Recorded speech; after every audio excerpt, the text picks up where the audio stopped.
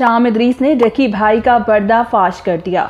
डकी बड़ी मुसीबत में, इकट्ठे आधे मिलियन फॉलोअर्स छोड़ गए। आज से चंद साल पहले शाम इदरीस पाकिस्तान का मकबूल तरीन डेली व्लॉगर था। शाम को देखते देखते ही पाकिस्तानी नौजवानों की एक बड़ी गिनती व्लॉगिंग की तरफ आई थी।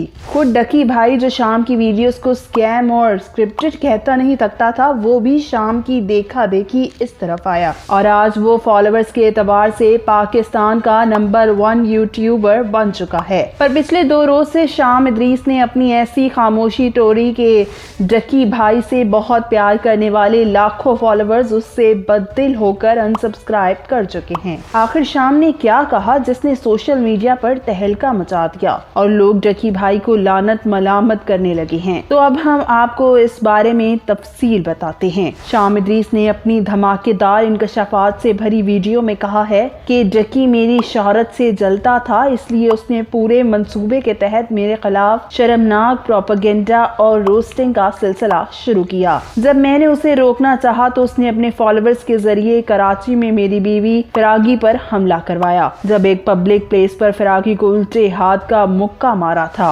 बजाय कि डकी इस गलीज हरकत की मजम्मत करता, उसने हमें झूठा करार देते हुए तमस्खर से कहा था कि फिरागी को जो पड़ा वो मुक्का नहीं बल्कि थप्पड़ था। शाम कहता है कि मैं इसलिए चुप रहा क्योंकि डकी ने अपने फॉलोअर्स के जहनों में ऐसा जहर उड़ेल रखा था कि वो उसे कभी गलत मानने को तैयार ही ना होते थे। सो मुझे उस वक्त चुप रहना ही मुनासिब लगा। शाम ने डकी को बराह रास्त मुखातिब करके पूछा कि अगर तुम्हारी माँ या बीवी को कोई थप्पड़ मारे तो तुम्हें कैसा लगेगा? इंकशाफात का पेंडोरा बॉक्स खुला तो शाम यही तक नहीं बोला बल्कि बताया कि डकी ने मेरे कुछ नाराज दोस्तों को गुमराह किया कि शाम मेरे वालिदैन को धमकियां दे रहा है। इनमें शामिर अब्बास भी शामिल था जो उन दिनों मुझसे किसी बात पर खफा था, पर बाद में आपने देखा होगा कि वो मेरी वीडियोस में नजर आता है। हमारे बीच इख्तलाफात जल्द खत्म हो गए थे। शाम ने माना कि मैंने डकी भाई को बाज आने के लिए उसके वालिद को कॉल जरूर करवाई थी, पर उसमें कोई धमकी नहीं दी थी बल्कि सिर्फ इतना कहा था कि आपका बेटा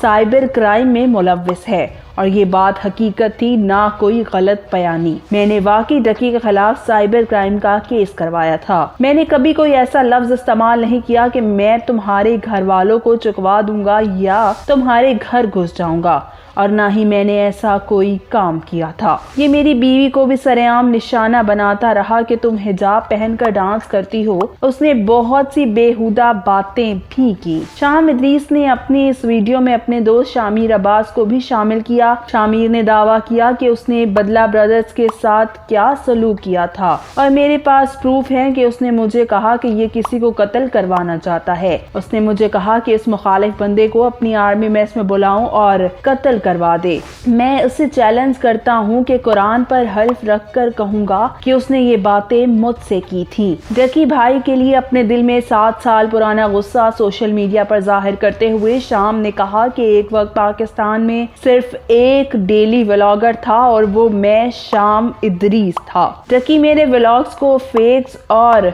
फजूल करार देता था और फिर उसने मेरा पत्ता काट कर खुद व्लॉगिंग शुरू कर दी। मेरे वालिद का नाम एक पैगंबर इदरीस पर है, लेकिन इस डकी ने दुश्मनी में इस नाम के तकद्दुस का भी ख्याल नहीं रखा जब उसने स्कीम इदरीस कहा। शाम ने बताया कि इन झगड़ों के बाद हमारे बीच ऑफलाइन बातचीत अच्छे मूड में हुई थी। शामिर ने हम दोनों की सुलह करवाने के लिए अपने फोन से मेरी डकी से बात करवाई, मगर डकी ने इस कॉल का अपने सब्सक्राइबर से कोई तस्करा नहीं किया क्योंकि उसने अपने लाखों सब्सक्राइबर हिट शाम इदरीस के एजेंडे से ही उठाए थे। सो इसके लिए मेरा बुरा बना रहना ही अच्छा था। जिस कंटेंट को डकी बुरा कहता था आज उससे 10 गुना बुरा कंटेंट वो खुद बनाता है। मैंने 7 साल पहले सब्र करके सब कुछ अल्लाह पर छोड़ दिया था, यहाँ तक कि उससे सलाम दुआ भी शुरू कर दी। शाम इदरीस के प्रोग्राम में यूट्यूबर सहर हयात ने भी डकी को खूब बुरा भला कहा। आखिर में शाम ने डकी और उसके साथियों पर वही इल्जाम आयद किए जिसकी वजह से डकी, रजब भट्ट और नदीम नानीवाला की अच्छी खासी मिट्टी